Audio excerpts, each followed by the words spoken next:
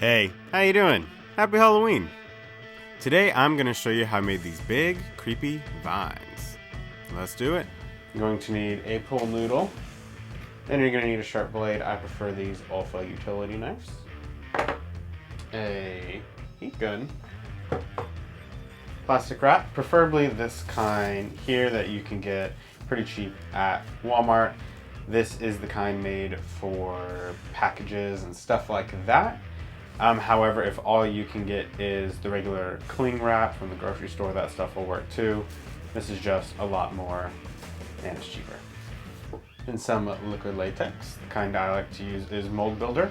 You can find it at Hobby Lobby and Michael's, where you can use a coupon to get it cheaper, or you can get these bigger jugs on Amazon.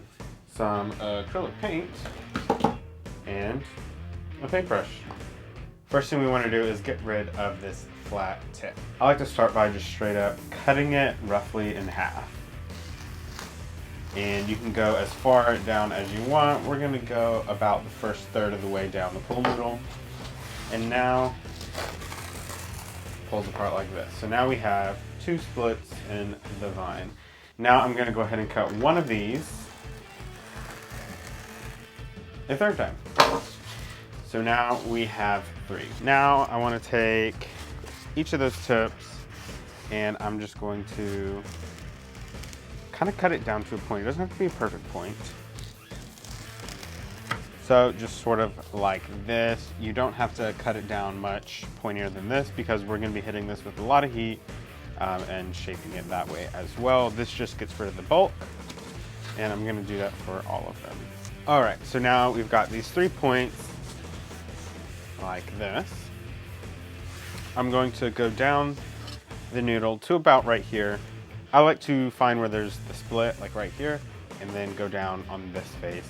And now we're gonna cut another tendril coming off of this. To do that, we're just gonna lightly cut a little sliver going down.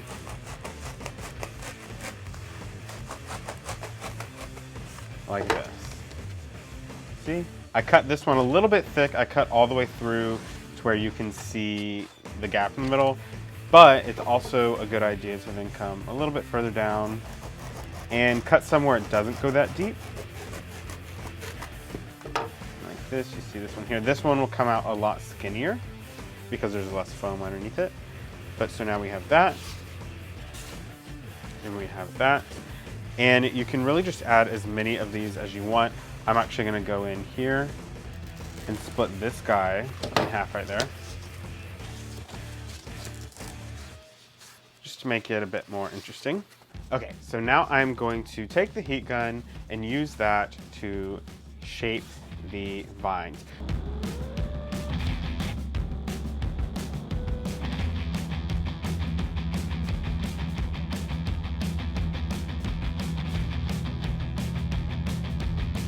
All right, so here is the vine now that I have shaped all of its little tendrils.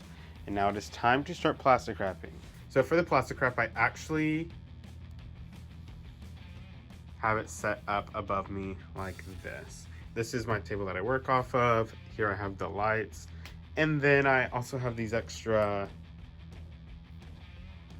see, I failed my vocabulary test. I don't know what they're called. But I have 2 more stands coming up like this, and then I've literally just duct taped a dowel rod between them, and I have a big roll of this packing plastic wrap above me, so that way I can just pull it down from above. To wrap it in plastic, I actually like to take a clamp here, and I'm going to clamp it to the front of my work table here. All right, so now I have it clamped here, and I can just pull the plastic down from on top. Perfect.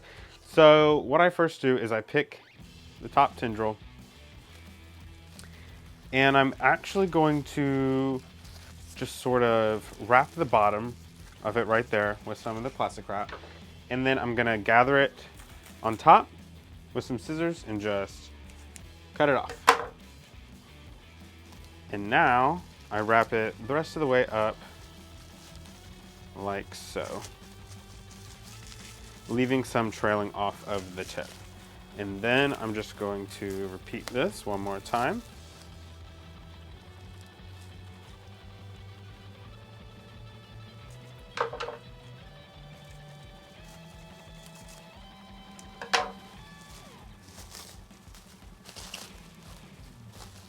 With the amount that wrapped around it, we have basically 4 layers of plastic wrap. And I'm gonna go ahead and turn my heat gun on, and I'm going to heat it up just enough so that it shrinks down onto it. We want it to melt so it'll stick to the pool noodle and harden up a little bit, but we don't want to melt it so much that it just completely disappears or we melt the pool noodle underneath. I like to start at the tip. You can really just heat it up quite a bit. Not so much that it's going to burn you when you touch it, but heat it up a bit. And then we're just going to squeeze and just kind of twist.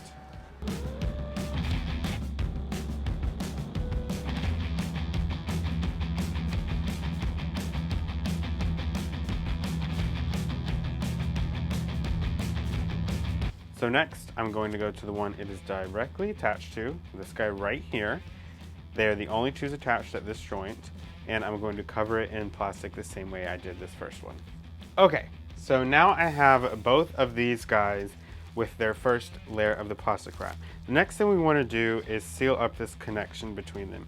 As you can see now, these guys can pull apart, and then there's still just some uncovered pool noodle right here, and we don't really want that. So what we're going to do is I'm just going to pull down a piece of plastic wrap, going to cut it like so, and I'm going to, with the first piece, just push it down as far into the edge as I can, and then put the plastic down. And I'm just going to take a few pieces like so and apply it around the base of each noodle, going as far down into the crevice as I can.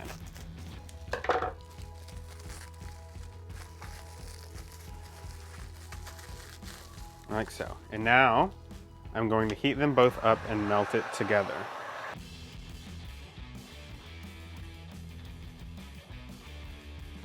Now when it comes apart, it is completely stuck, and you can see no exposed pool noodle underneath. Now it is time to put the more detailed layer of plastic on top of these. Now this step is where you can get kind of creative with these guys, with how you want the final texture to look.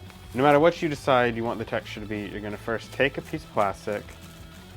It doesn't matter exactly how long the length is, and you're going to kind of scrunch it up. Now you can either put the plastic on like this, where all these lines and wrinkles you just created are going, I guess, sort of with the grain of the vine. And this is really good if you're wanting some vines that are more like tree roots, or just to have a more similar kind of barky, viney texture. And we're just going to apply that all over. It's okay if it overlaps in some areas. It's okay if you want to put a second layer. You just want to get it as thick as you feel comfortable with. The more layers you add, the stiffer this will be, and the less you add, the more flexible it will remain in the end. So just keep that in mind. We're going to add them all on like that. Now on this other side, I'm going to show you how you can do a more spiral look. So if you want more fantasy type of vines, think more Tim Burton-y, that kind of stuff, and you want it to have that really spiraled curly look, you're just going to take it starting from the base, all scrunched up like this again, and you're just going to wrap it up, sort of like a candy cane, like that. All right, now that we've applied the detailed layer of plastic on both of them, it's time to heat shrink this on. As long as you don't heat it up too hot, please be careful with that. You can sort of just heat it up a bit, and then grab it and squeeze it with your hand, and you can really shape the vine a bit more this way as well. If you have any of those hard, sharp lines left from when it was a pool noodle and you're just cutting it, this is a great way to get rid of those as well. You just heat it up and squeeze and mold and shape. All right, now they are both completed. You can kind of see here the difference of laying it down in straight lines as opposed to wrapping it and having a more curled look. I personally find I like this method a bit better.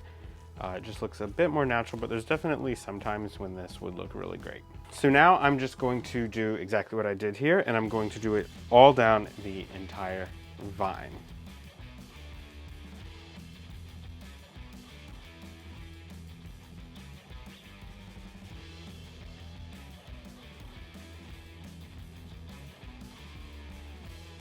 All right, so now it is done being plastic wrapped, as you can see.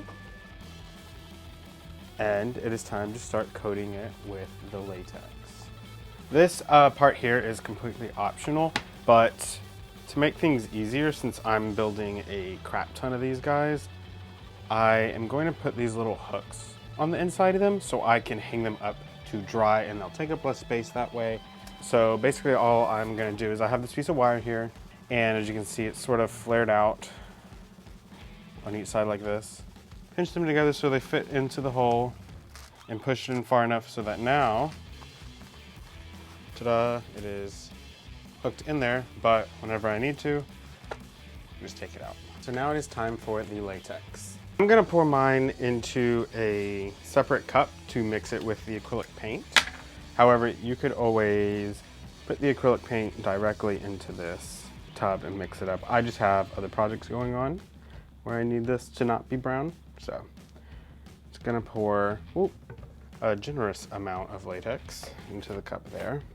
And then I'm just going to be taking some raw umber acrylic paint, and I'm gonna squirt a little bit in. It doesn't have to be too much. We don't want it to be completely opaque. And I'm also going to put in a little squirt of green, like that. Now, the acrylic paint mixes really well and works as a great pigment for coloring latex like this. If you wanted to, you could also add a little bit of ammonia or some water if you're afraid of working with ammonia and dilute this, and that'll make it last much longer. However, I really want to get a nice thick coat as quickly as possible. Now I'm just going to take a dowel rod and mix this up really good. All right, so now we're just going to take paintbrush, preferably a chip brush, as you will not be getting this brush back, and we're just going to paint this on. We're going to be doing several layers of this, and each layer I would make sure you paint in the same direction that you want the sort of grain of the vines to go, because the latex is so thick you are going to be able to see these brush strokes once it is all done. So make sure they're going in the direction you like. As you can see, I'm keeping everything moving with the vine. Now this is going to take quite a while. You're going to want to paint on your coats pretty thin, and you want to do at least 3 coats of this. The latex is really going to seal this in and protect it from weather, since I am going to be using these outside. I only applied the latex here on this section and let it dry, and it's a little bit too dark for the first layer. For the first 2 layers, we want it to be a little bit lighter and a bit more green. So I've gone and I added in a little bit of green and white paint to the latex mixture, and now it should be good. So I'm gonna go ahead and do the first 2 coats with this greenish mixture here. All right, so after the 2 coats of the green, you can see this is what it looks like here, but we don't want it to be just a completely flat green look. That ain't it. So what I have here is some more liquid latex that I've just put the slightest amount of brown paint into, and I'm gonna do one last coat using this color here. And once that layer dries, the vine is complete. Here you can see I made 26 of them in varying sizes. This took me about 10 days to complete, and they are all going to be placed along the sides of the entryway here. Installing them, all you gotta do is insert a piece of PVC pipe into the ground and then slide the vine right on top. If you enjoyed this video, please make sure to like and subscribe. If you want to see the other Halloween decorations I made, like the topiaries by the door, make sure to go back and watch my older Halloween videos. And next week I'll be posting a tutorial on how I made these cool pumpkin hanging cafe lights. That's it for today though, so stay safe and I'll see you real soon.